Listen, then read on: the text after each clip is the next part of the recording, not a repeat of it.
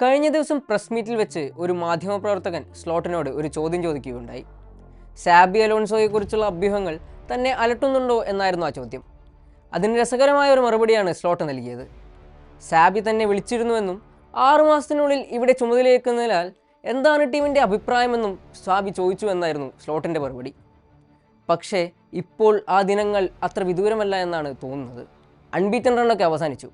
ഇനി RNA slot എന്ത് excuse പറയാനാണ്? പ്രീമിയർ ലീഗ് കിരീടം നിലനിർത്തുമെന്ന പ്രതീക്ഷയോടെ ഇറങ്ങിയ ലിവർപൂൾ ഇപ്പോൾ ടോപ്പ് 4 പോലും ഉണ്ടാകുമോ എന്നത് സംശയത്തിലാണ്. എന്നാൽ പുതുവർഷത്തിൽ വിജയമറിയാതെ തുടരുമ്പോഴും ലിവർപൂൾ ബോർഡിൻ്റെ പിന്തുണ സ്ലോട്ടിന് തന്നെയാണ്. പക്ഷേ എത്ര കാലം ഉണ്ടാകും ഈ സപ്പോർട്ട്?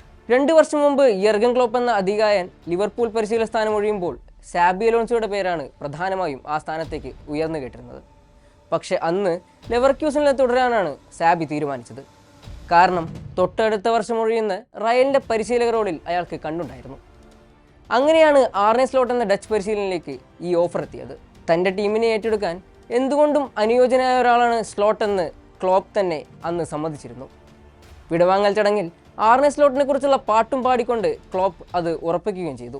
ഏറ്റെടുത്തയുടൻ ട്രാൻസ്ഫർ വിൻഡോയിൽ കാര്യമായ മാറ്റങ്ങളൊന്നും സ്ലോട്ട് നടത്തിയില്ല.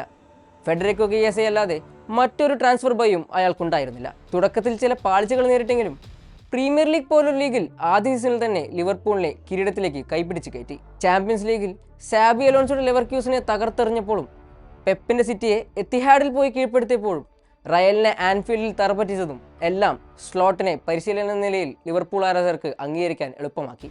ചാമ്പ്യൻസ് ലീഗിൽ നേരത്തെ പുറത്തായെങ്കിലും 84 പോയിന്റുമായി പ്രീമിയർ ലീഗ് കിരീടം മെഴ്സിസൈഡിലെത്തിച്ചു. പക്ഷെ അന്ന് ക്ലോപ്പിൻ്റെ ടീമിനെയാണ് സ്ലോട്ട് ഉപയോഗിച്ചതെന്നും സ്ലോട്ടിന് അതിൻ്റെ ക്രെഡിറ്റ് ഇല്ല എന്നും വാദങ്ങൾ ഉയർന്നിരുന്നു. ലിവർപൂൾ ആരാധകർ തന്നെ അന്ന് അത് കാറ്റിൽ പറത്തി കളഞ്ഞു. പക്ഷേ ഇന്ന് വീണ്ടും ആ വാദങ്ങൾ മൂർച്ചയേറുന്നു, ശക്തി പ്രാപിക്കുന്നു. പുതിയ സീസണിൽ പണമൊഴുക്കാൻ തീരുമാനിച്ച ലിവർപൂൾ ട്രാൻസ്ഫർ കമ്പോളത്തിൽ ഒരു വിപ്ലവം തന്നെ സൃഷ്ടിച്ചു. 2 തവണ ബ്രിട്ടീഷ് റെക്കോർഡുകൾ തകർത്തു.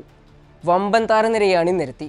എന്നാൽ സീസൺ തുടങ്ങുന്നതിന് മുമ്പ് ലിവർപൂൾ കിരീടം നിലനിർത്തുമെന്ന് പ്രതീക്ഷിച്ച ആരാധകർക്ക് ഇപ്പോൾ നിരാശ മാത്രമാണ് ഫലം. ലീഗിലെയും ചാമ്പ്യൻസ് ലീഗിലും സ്ഥാനം അത്ര മോശമായിട്ടൊന്നുമല്ല, പക്ഷെ പെർഫോമൻസ് നിരാശാജനകമാണ്. ജയിക്കുമെന്ന് പ്രതീക്ഷിച്ച മത്സരങ്ങളിൽ തോൽവി സമ്മതിക്കും. കടുപ്പമേറിയ മത്സരങ്ങളിൽ മികച്ച പ്രകടനവും കാഴ്ചവെക്കും. ഉദാഹരണത്തിന് തകർപ്പൻ ഫോമിൽ കളിക്കുന്ന ആഴ്സണലിനെ എമിറേറ്റ്സിൽ പോയി പിടിച്ചുകെട്ടി. പക്ഷെ പുതിയതായി പ്രൊമോഷൻ നേടി വന്ന ടീമുകൾക്കെതിരെ ആൻഫീൽഡിൽ സമനില വഴങ്ങി. 1981 ശേഷം ആദ്യമായാണ് ഇങ്ങനൊരു അവസ്ഥയിലൂടെ കടന്നുപോകുന്നത്. ക്ലോപ്പിൻ്റെ കാലത്ത് കോട്ട പോലെ കെട്ടിയുന്ന ആൻഫീൽഡിൽ നിന്ന് നോട്ടിംഗ്ഹാം ഫോറസ്റ്റിനോടും PSVയോടും ദയനീയമായി തോൽക്കുന്നു. ഒരുപക്ഷെ ഡൊമിനിക് സുബോസ്ലെ എന്ന ഹംഗേറിയൻ മെഷീൻ ഇല്ലായിരുന്നെങ്കിൽ എന്ത് ചെയ്തേനെ ലിവർപൂൾ? ചില മത്സരങ്ങളിൽ ഫ്ലോറിയൻ വിൽസിൻ്റെ മിന്നലാട്ടങ്ങൾ കാണുന്നുണ്ടെങ്കിലും റിസൾട്ടിൽ അത് കാണുന്നില്ല. നവംബറിൽ മോശം ഫോമിൽ തുടർന്നപ്പോഴും ആൻഫീൽഡ് ജനതയുടെ സപ്പോർട്ട് സ്ലോട്ടിനുണ്ടായിരുന്നു. അന്ന് ആസ്റ്റൺ വില്ലയ്ക്കെതിരായ മത്സരത്തിൽ സ്ലോട്ടിൻ്റെ പേരാണ് ആൻഫീൽഡിൽ മുഴങ്ങിക്കേട്ടത്. പക്ഷേ 2 മാസങ്ങൾക്കിപ്പുറം ആ സ്ഥാനത്ത് കൂവലുകളാണ്. ക്ലോപ്പിൻ്റെ ഹെവി മെറ്റൽ ഫുട്ബോൾ കണ്ടുവന്ന ആരാധകർക്ക് സ്ലോട്ടിൻ്റെ സ്ലോ മോഷൻ ഫുട്ബോൾ ഫ്രസ്ട്രേഷനാണ് നൽകുന്നത്. പക്ഷേ സ്ലോട്ടിനെ മാത്രം പഴിച്ചാൽ മതിയോ ഇവിടെ? ആർനെ സ്ലോട്ട് എന്നത് ലിവർപൂളിൻ്റെ ഹെഡ് കോച്ചാണ്. പുത്തൻ താരങ്ങളെ എത്തിച്ചെങ്കിലും ലൂയിസ് ഡിയസിൻ്റെയും ഡാർവിൻ ന്യൂനസിൻ്റെയും വർക്ക് റേറ്റിനെ റീപ്ലേസ് ചെയ്യാൻ അവർക്കായില്ല. അറ്റാക്കിലേക്ക് താരങ്ങളെ എത്തിച്ച ബോർഡിന് ഡിഫൻസിലേക്ക് ആരെയും കൊണ്ടുവരാനായില്ല. സമ്മറിൽ ഗുവേഹിയെ അവസാന നിമിഷം നഷ്ടപ്പെട്ടപ്പോൾ വിൻ്ററിൽ അതിന് കടം വീട്ടുമെന്നാണ് കരുതിയത്. പക്ഷേ വിൻ്റർ ട്രാൻസ്ഫർ വിൻഡോയിൽ 25 ദിവസം കഴിഞ്ഞിട്ടും ഒരനക്കവുമില്ല. ഗുവേഹിയെ കുറഞ്ഞ വിലയ്ക്ക് സിറ്റിയും കൊണ്ടുപോയി. ഒരു ബാലൻസ് സ്ക്വാഡ് നിർമ്മിക്കാൻ ബോർഡിന് സാധിക്കാത്തതും ഇവിടെ എടുത്തു പറയേണ്ടതാണ്. ടീമിൻ്റെ റിസൾട്ടുകൾ മോശമായതുകൊണ്ടായിരിക്കാം പിച്ചിൽ ഡൊമിനിക് സൊബോസ്ലൈക്കല്ലാതെ മറ്റൊരു താരത്തിനും ഷോട്ട് എടുക്കാനുള്ള ധൈര്യം പോലുമില്ല. ഡിസംബറിൽ തുടങ്ങിയ 13 മത്സരങ്ങളുടെ അൺബീറ്റൻ റണ്ണിൻ്റെ ബലത്തിലാണ് സ്ലോട്ട് ഇത്രയും നാൾ പിടിച്ചു നിന്നത്. ഇന്നലെ ബോൺമത്തിൽ അതും അവസാനിച്ചു. ഓരോ പ്രീമിയർ ലീഗ് മത്സരം കഴിയുമ്പോഴും സ്ലോട്ട് ഔട്ട് എന്ന പ്രതിഷേധവാചകത്തിന് മൂർച്ചയേറി വരുന്നു. മാർക്കറ്റിൽ സാബി അലോൺസോ ഇപ്പോൾ അവൈലബിൾ ആയതോടെ ലിവർപൂൾ ആരാധകരുടെ മനസ്സ് മാറി തുടങ്ങി.